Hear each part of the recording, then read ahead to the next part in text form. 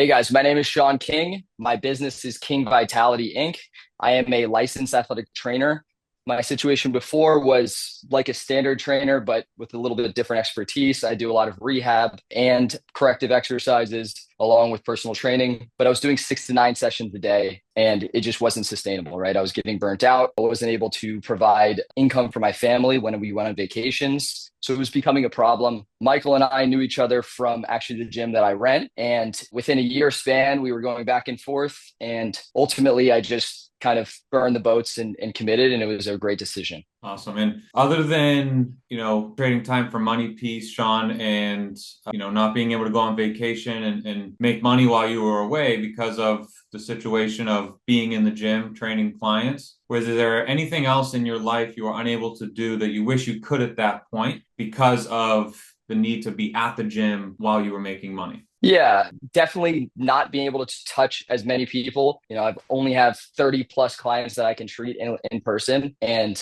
from my background and the people that I've helped, I found it a disservice to not be able to service a ton of people. And now I'm able to kind of impact a lot of people's lives all over the world. I've got a client in South Korea, I have clients all over the world now. So from an impact standpoint, I think it's been really, really beneficial. And I couldn't do that in person. Sweet, man. And what were your doubts and fears about joining me inside of NextGen CEOs? Yeah, just pride and ego. I had followed you for a while and like most men, I just figured, oh, he's posting, I'm posting. I can do the same thing. There's probably nothing proprietary going on. And ultimately, I got frustrated. In 2023, I posted every single day, just about every single day, probably 200 plus posts, 250 posts throughout that year. And I maybe gained 1,000 followers. I maybe made $40,000 online. It was a terrible return on investment. 2024, I got so frustrated with it. And that's when I met you. And it was just kind of like cultivating over time. We've had multiple conversations. And then ultimately I just decided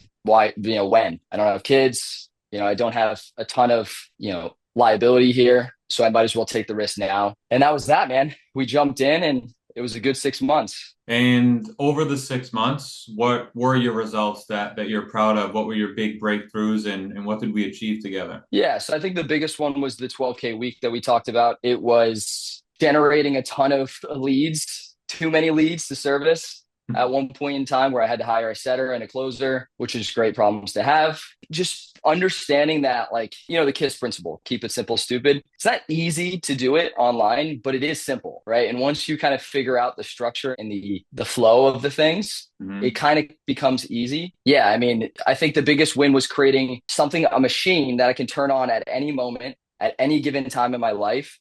And yeah, man, just impact lives. I think it's just in this day and age, having multiple sources of income for one is extremely important. It's by far and away the most important thing, especially if you're a business owner, just having multiple streams of income in case, God forbid, I get injured or my wife's pregnant or something happens in the family and I have to be home and I have to provide for my family. So just having that source and that security is really, really beneficial. And I'm all about skill stacking. This is what I did with my professional career. I've gotten to the top of the game as an athletic trainer. And I did that through skill stacking. And now I have another tool in my toolbox. And that just feels great. Honestly, it feels so amazing. Even if I made $0, just having the skill set now that I can just turn that machine on, I can't even put into words how invaluable that is, to me and also to my family, Christina, my wife, ecstatic with the results. So Sweet, dude. Yeah, it's a little bit different now when you're thinking about wife and kids and new pup and everything else. absolutely. Notable things that really stood out that we helped you implement in your business that helped you get. Was there any one, two, or major thing that if someone were to ask, what was the most helpful thing that Mike helped you implement into your business through the 6 months? Is there any one thing that really stood out that you think really moved the needle?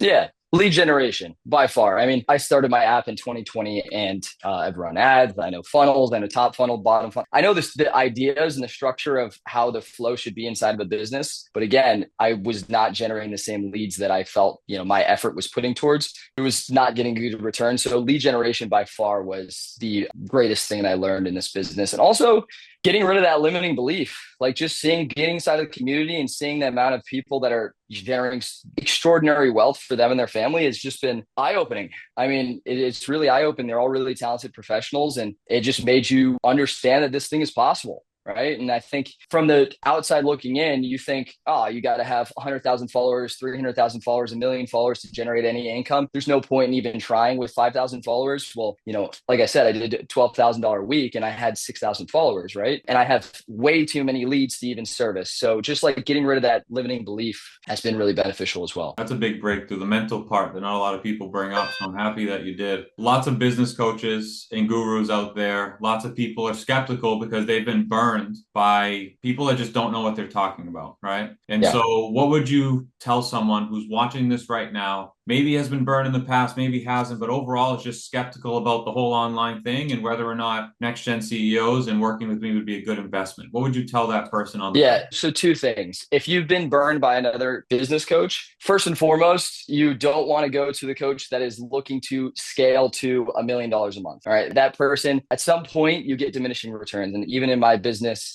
I've realized that if you want to give good quality, you can't take on too many clients. Mm-hmm. And you cap it. I know you do that intentionally. I know you could pump way more money into ads and scale this thing to the moon. You and I had this conversation before. You've capped it for a reason so that the service and the quality is really, really high. And if you haven't invested in a coach yet and you feel like you still have that trepidation and that fear, just understand that whatever industry you're in, if you're a personal trainer, however you acquired those skills, you have to also acquire the skills in business. There's so many things that you have to learn in business. I've taken, even before we met, it's been 6 years in the making. It's a lot of information and there's levels to this game. Also, something of note, my default is to be more risk averse. Even as a business owner, I understand I'm not that risk averse because I've taken the leap at least to be a business owner, but I'm a little bit more risk averse, and having skin in the game, saying I'm going to pay this person will do so much when you're tired, when you're exhausted, when you're burnt out, and you have a call booked in 3 days and you're like, dang, we're about to talk numbers. We're about to talk progress. It's an accountability thing. Just like what you're doing in your personal training industry, you're holding your clients accountable. You're showing up in the gym. They have to be there. They don't want to be there. They wouldn't have been there if it wasn't for you.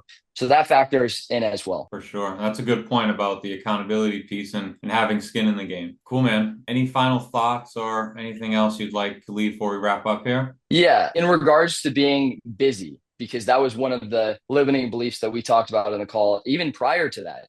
Like I said, I train a lot of people in person. I do really well. So it's not like I'm starving for money, but I wanted more. And I was really busy. September, I hired you. And 2 weeks later, I moved into a new apartment. So the stress of that. A month later, I went to Greece for 2 weeks. And then I went to Honduras for another week. So 3 weeks out of that month, gone.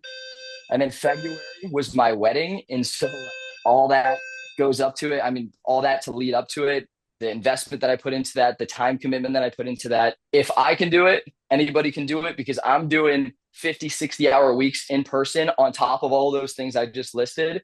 And I was still able to put the time in. So if you feel like time is your constraint, it's a bunch of BS. I think we all have, it's the same thing with fitness, right? You've heard it a million times, right? I don't have time. I have work a 9 to 5 and I have 3 kids. Well, how is Susie doing it, right? She's in the best shape of her life at 65 years old. So like, we can always make time if it's a priority. And I think, again, having a skill set, even if you don't turn it on, my bread and butter is in person. I love it. I will never stop doing in person. I love it to death. Mm-hmm. The results I get it's incredible. It's life-changing. Can't even put into words. However, that can go away at any point in time. The world is changing here, and you have to have the ability to scale online. And having that security and that skill set will give you such peace of mind. That's my final words. Period. I love that, dude.